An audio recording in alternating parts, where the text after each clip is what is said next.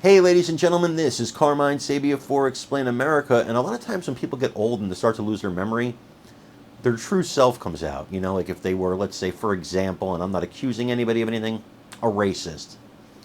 Their racial and racist tendencies might start to come out again. Before we get started, please make sure you like, comment, share, and subscribe. Those little things really help us out, and they help our channel continue to grow. And if you are supporting Donald Trump in 2024, hit that join button and become a member of this channel. Joe Biden is bleeding black voters. If he even stays in this race at this point, he's bleeding black voters. I've never seen a Democrat lose black support like this in my lifetime. Of course, before my lifetime, my mom's lifetime, may she rest in peace, and my uncles, may they rest in peace, in their lifetime, it was very common for black people to vote Republican.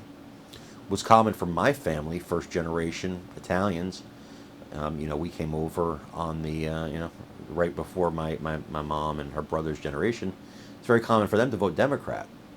And my mom and a couple of her brothers were the outliers who voted Republican, of course. And my mom got me into politics when I was a kid because, as she said, this is what makes sense.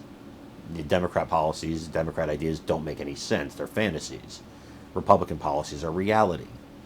And that stuck with me. I always said Democrats think of the world the way they want it to be, and then they govern like it's already that way. Republicans deal in reality and govern accordingly.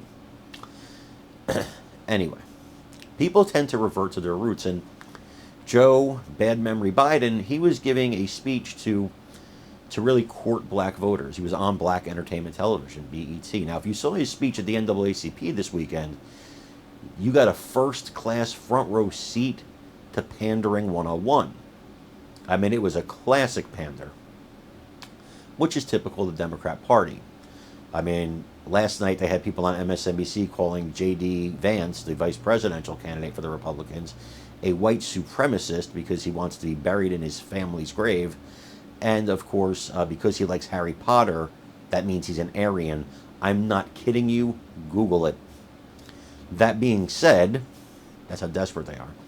Joe Biden is talking about Defense Secretary Lloyd Austin, who happens to be black, and he's talking about hiring him. And he goes, the black man.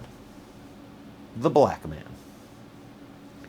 Because that's what he is to Joe Biden. It's a checkbox. Now, I assure you, Defense Secretary Lloyd Austin, we may disagree on politics, is supremely qualified for his job.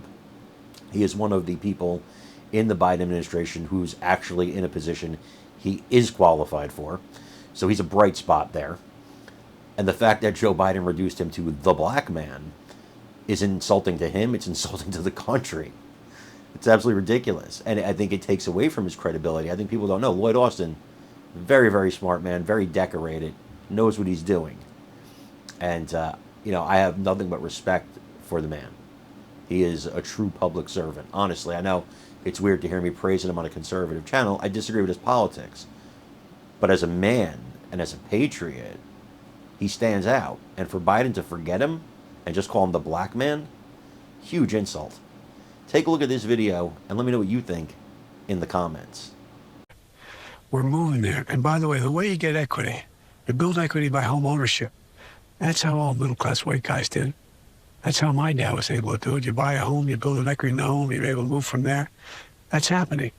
That's happening. But we're going to focus on housing, significantly focus on affordable housing. But you do appreciate that the standard for your dad and for any white man in this country is vastly different than any African American. No, I do. But what you appreciate, my dad was a working class guy. We lived in a 3-bedroom home, 4 kids.